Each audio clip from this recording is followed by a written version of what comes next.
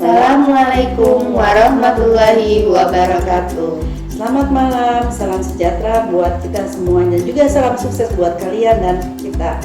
Oke, malam ini saya Irma Garwan dan Saya Jihan Khairunisa.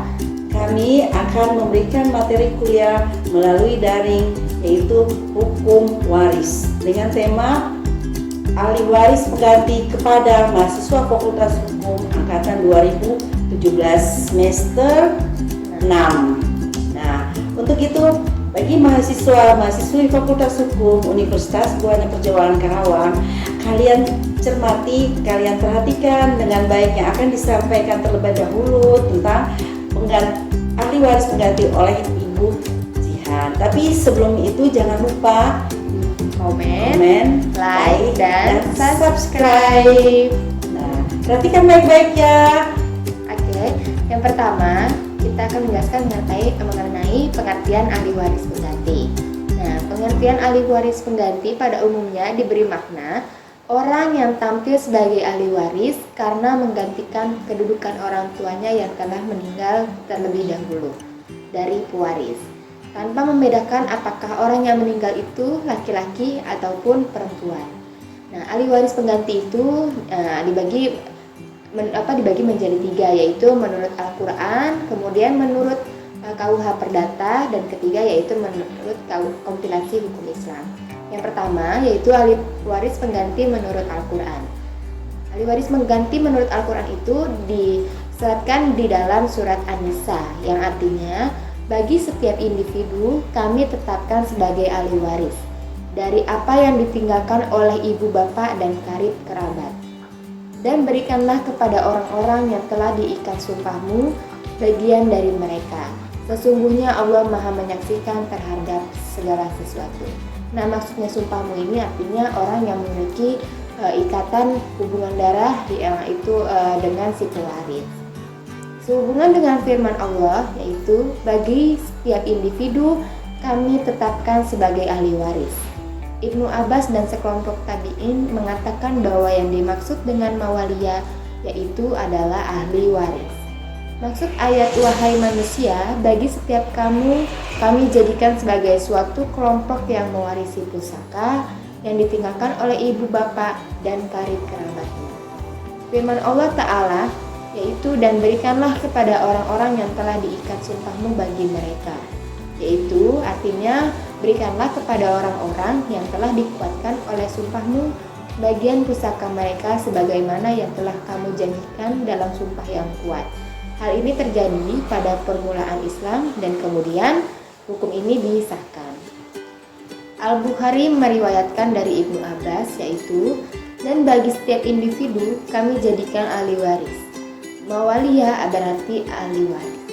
Dan terhadap orang-orang yang sumpahmu telah mengikat. Maksudnya ialah ketika kaum muhajirin tiba di Madinah, maka seorang muhajir mewarisi pusaka orang Ansor sedangkan kerabatnya tidak mendapat bagian. Melalui persaudaraan yang diciptakan oleh Rasulullah SAW di antara mereka.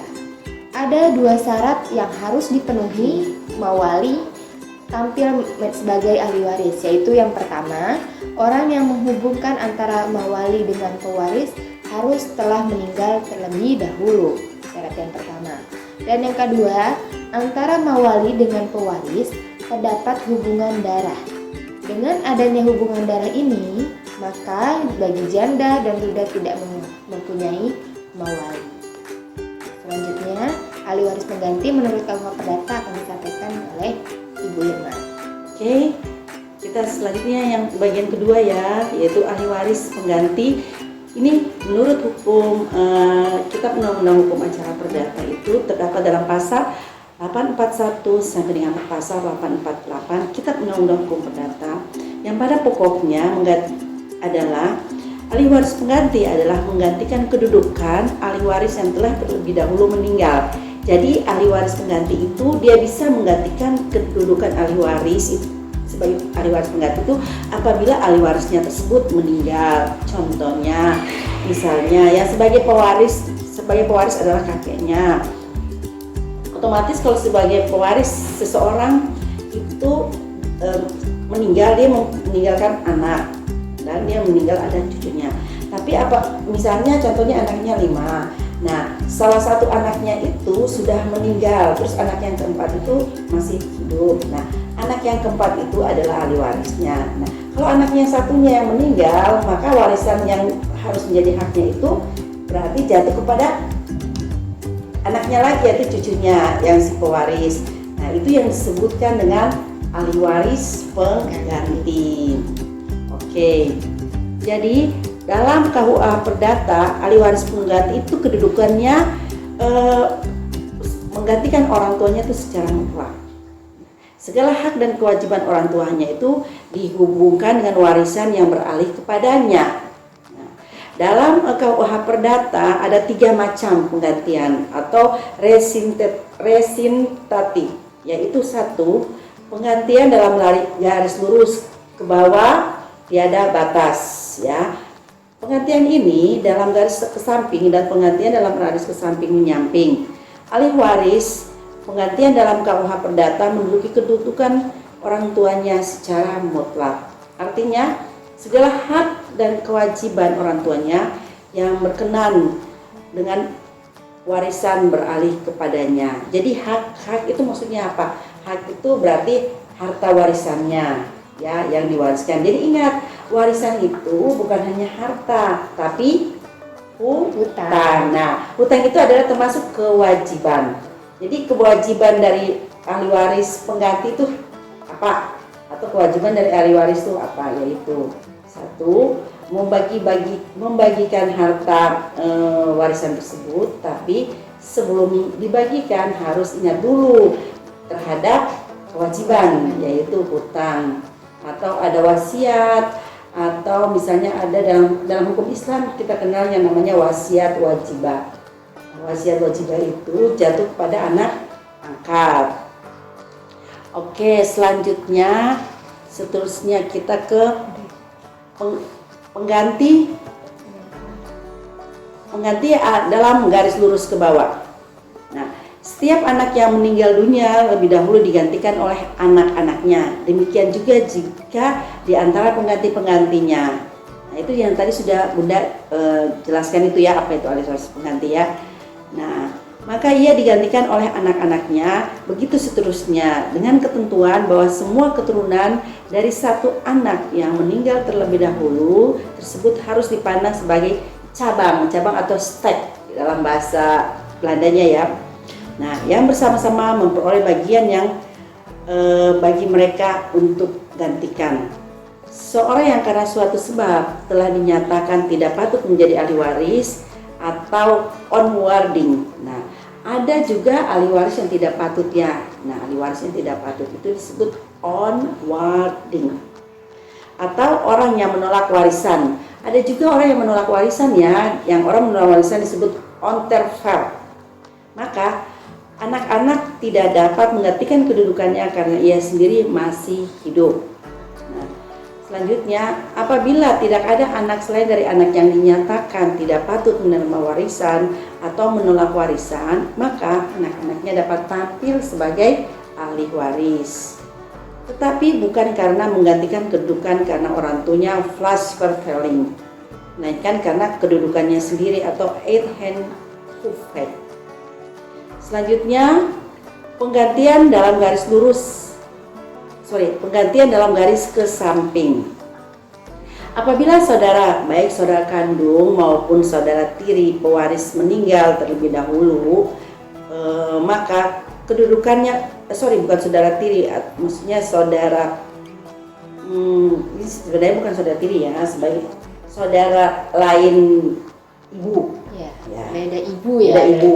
Nah, maksudnya gitu ya. Jadi apabila baik saudara kandung ataupun saudara yang lain ibu, misalnya pewaris ini bapaknya ya, yang lain ibu meninggal terlebih dahulu, maka kedudukannya diganti oleh anak-anaknya. Jika anak-anak saudara telah meninggal, maka diganti dengan keturunannya, begitu seterusnya. Selanjutnya, penggantian garis lurus ke samping menyamping. Maksudnya, dalam hal yang tampil sebagai ahli waris itu dari anggota-anggota keluarganya yang lebih jauh tingkat perhubungan daripada saudaranya, misalnya paman atau keponakan. Nah, dan mereka itu meninggal lebih dahulu, maka kedudukannya digantikan oleh keturunannya itu sampai derajat ke-6. Nah, selanjutnya yang bagian ketiga ya, yaitu ahli waris pengganti menurut kompilasi hukum Islam yang sering kita singkat menjadi KHI.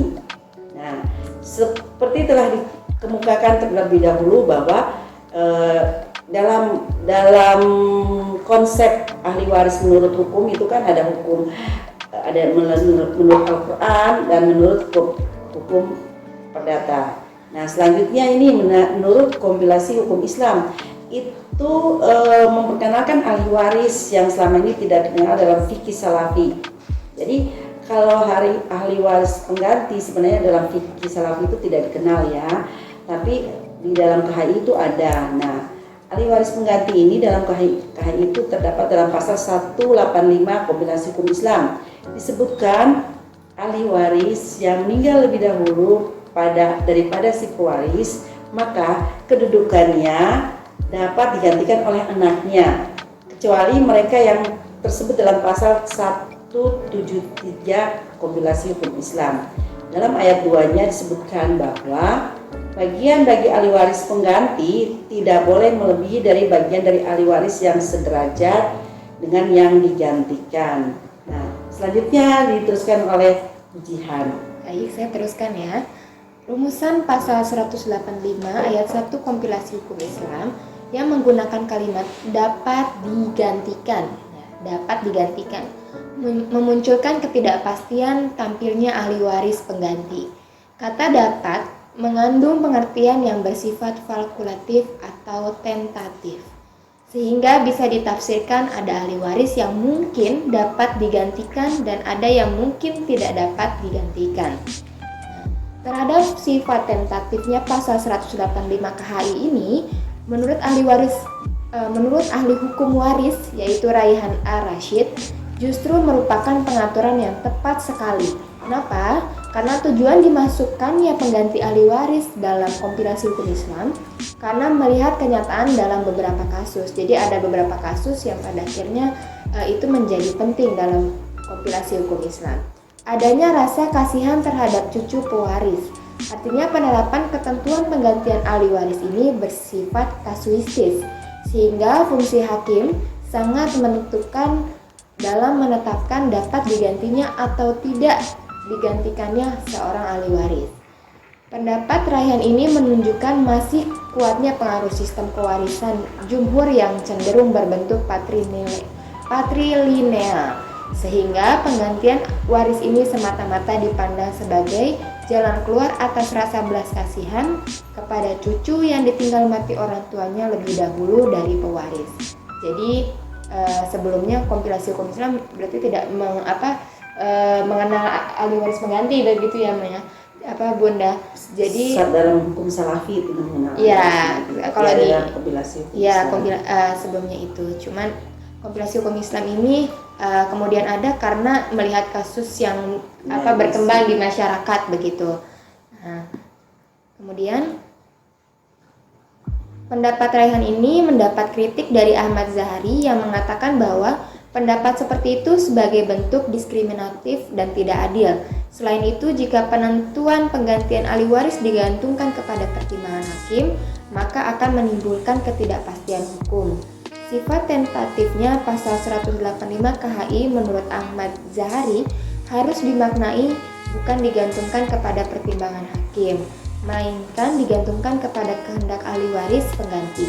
Apakah ia akan menempatkan posisi yang telah disediakan atau tidak. Lebih lanjut, Raihan mengemukakan bahwa lahirnya KHI dilatar belakangi oleh suatu kenyataan dalam beberapa kasus adanya rasa kasihan terhadap cucu atau cucu-cucunya yang masih kecil yang ditinggal mati orang tuanya hanya selang beberapa waktu dengan meninggalnya si pewaris atau nenek atau kakeknya.